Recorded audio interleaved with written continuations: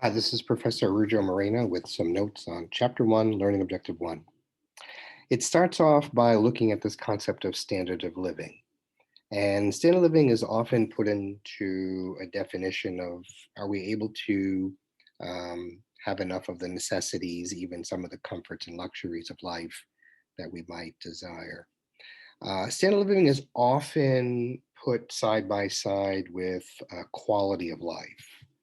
And I think it's a little bit more than that, but certainly it is similar.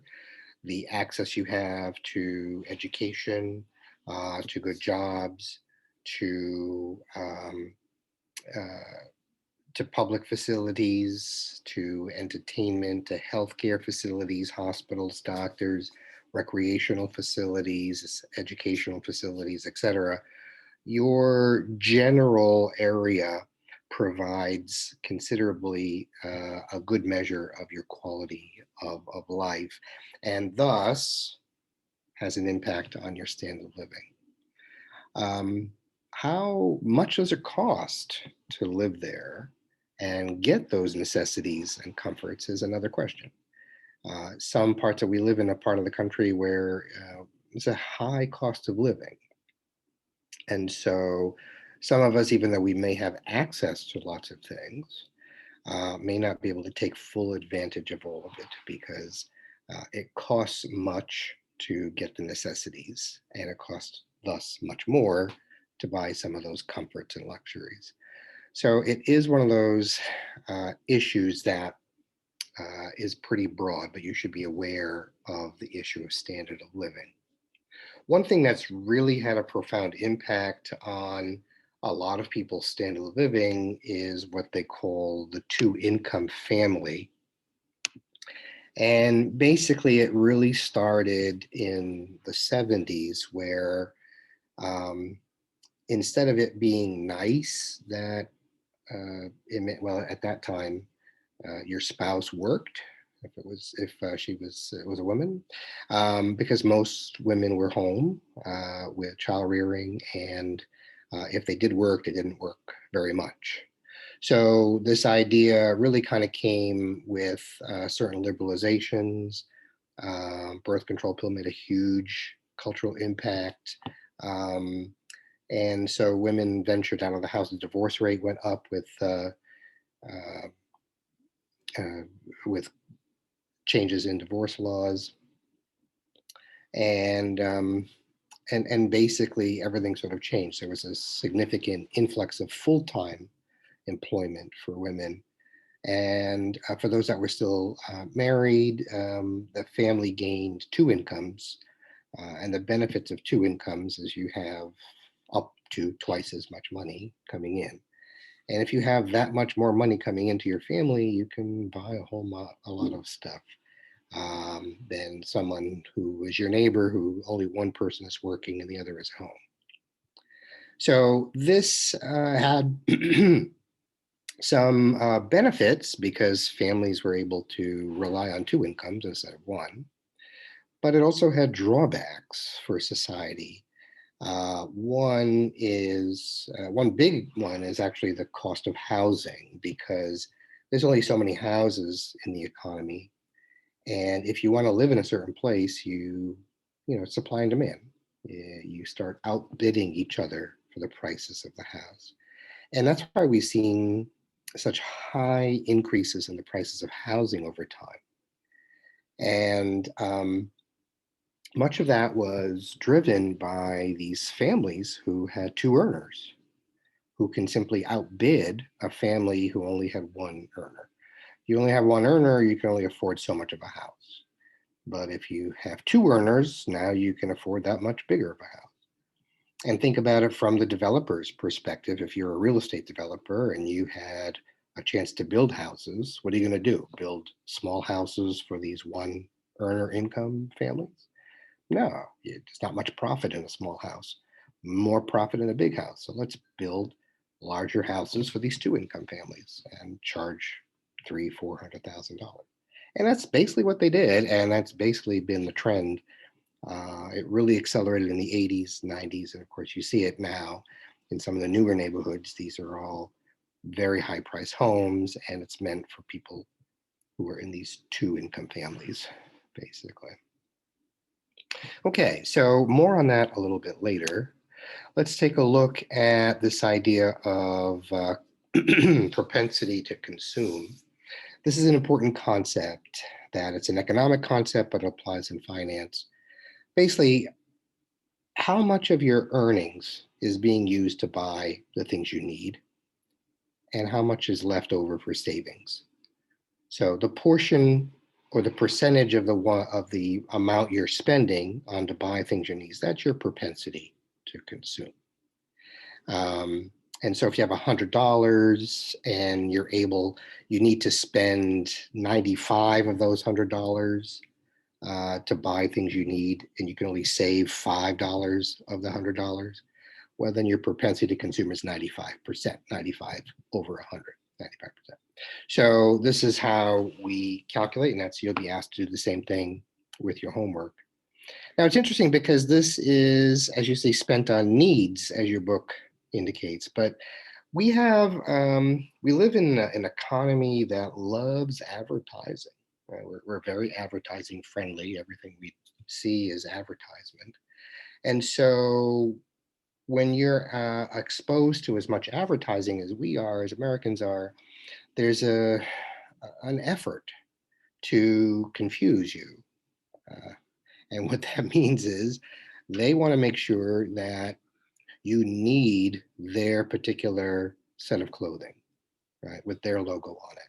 And you don't need like general clothing. You need certain types of cars, not a general car. Right? You need to live in certain neighborhoods, not other neighborhoods. You need these shoes, you need this and that and the other thing. In other words, they confuse needs and wants. So there are things that are definitely needs. Okay, the basics of life. You need shelter, you need food, you need clothing. You can go on other lists on that. But that is confused with the wants. And advertising's job is to convince you that this is not a want, that's a need. Right? You don't want a general pair of sneakers. You want these Air Jordans or these Nikes or what have you. There's a difference, right? You need them. But it is a confusing part. It's business doing its job. As a consumer, you need to do your job, and your job is you only have so much money. You have certain needs. You've got to take care of those things first. Okay. Do not confuse needs with wants. That's one of the first rules of understanding personal finance. You may be spending a lot of your money on things that are basically wants and not needs. Right. The food you want might be the sweet stuff or the snacky stuff, but your body needs nutrients, vitamins, minerals, etc., that are not found in those types of goods, the foods that you're buying. So again, it's very important to get down to basics. Look at those needs and understand that we live in an economy, live in a society that's very friendly to advertising, and that advertising is confusing needs and wants all the time for the benefit of business. That's basically it. They're doing their job. It's not illegal. That's what they're just doing. You have to know as a consumer, that's what they're doing. And you don't have to play that game. You don't have to play those games. We need to understand and develop future needs. And that's what financial plans are sort of about. Financial plans, as we'll talk more about in the next objective, have to follow what we call, they have to be smart, to follow a specific set of guidelines. SMART clearly is an acronym.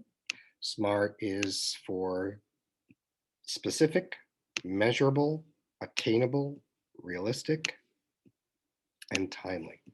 So if you have a financial goal, it has to meet all 5 of those criteria. You have to be specific enough. It has to be something that can be measured. You have to be able to attain it. So you can't say, I want to save $1 million this month. Well, that's not attainable unless you make $1 million a month. But even then, I would question. Is it realistic? And is it timely? Do you have a time? You have a deadline? Do you have a target date? So these are going to be part of your homework that are very important. to understand SMART goals. And there's a video that you're going to be watching as well that's going to explain it a bit differently. Wealth. Wealth is an interesting concept because people look at where people live, what people are driving for cars, what people wear for clothing and shoes, and they're making judgments. Oh, this person's wealthy. Well, not necessarily. Wealth is really about how much you own outright. So, for example, you might live in a very big house, but if you had to borrow a lot of money to buy that big house, you don't own it. The bank owns it. You own a very small part of it. Okay. You might drive and say you own a Porsche or a really nice sports car, but you might have to borrow a lot of money to buy it. So, do you really own it? No, you don't own it. You might own a small portion of it, but if you fail to make a payment on that car, the real owner is going to take it back. That's what a repossession is.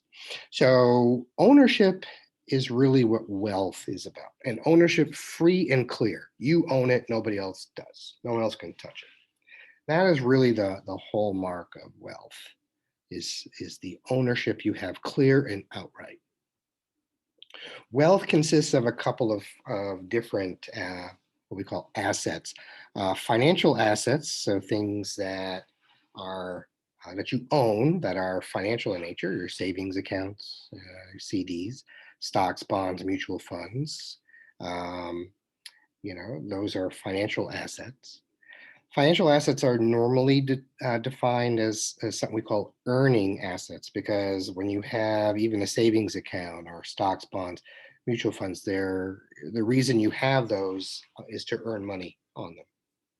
Okay, so they're often called earning assets. A tangible asset is simply one that has a physical quality, so a house or a car. But the difference with a tangible asset is most tangible assets do not increase in value over time. When you buy a car, it might be a beautiful car, you might get a great deal on the car. 10 years later, that car is going to be worth a lot less, I guarantee you. You might have bought the best technology, whether it's television or gaming system or not. I tell you, a computer, yeah, congratulations. But something 5 years down the road, it's not going to be worth much of anything. So tangible assets are not earning assets. They're not going to be earning you money over time. The exception might be the house. Houses have, over the long term, provided they've gone up in value. They've increased in value. But it depends on when you bought it and how long you've owned it. If you bought it in 2005 when prices were high, and then the housing market collapsed, you would never be able to pay that house off. It would never be worth what you paid for it. And so it really depends on when you bought it and how long you plan to have it. Housing is unpredictable. Sometimes it does go up sharply, like we're living in that time period right now. Other times it declines sharply. We've gone through those periods. You can't time it. You really can't time it. So it's simply considered a tangible asset. We really don't know the value of it over time. When you're buying a car or other types of things, this is the term consumption is used. Um, and that's an important term. Versus if you're buying something, um, a tangible asset for investment purpose, you might buy an apartment building. You might buy a 3-family house and fix it up and rent it. That's an investment in that sense.